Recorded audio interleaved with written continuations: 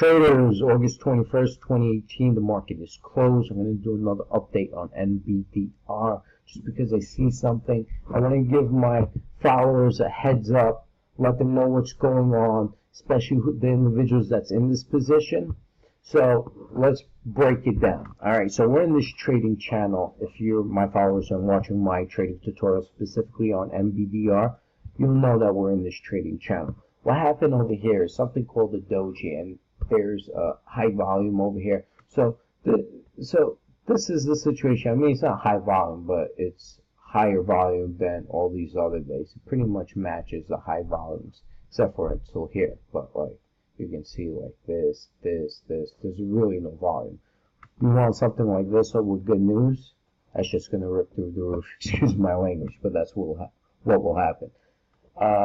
Anyway. There's a doji that's being formed, that has been formed right here today, and it's in the between support and resistance. Remember, this downtrend is resistance, this uptrend is support right here. Let me remove this because for me, that type of trend line is worthless. It already gave us what we needed to know, and obviously it's within its trend.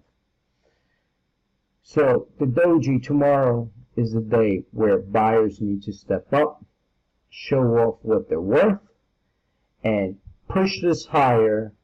Try to close above this shadow at right here. You see the shadow? So you close at 9 cents or higher. It's looking really, really good.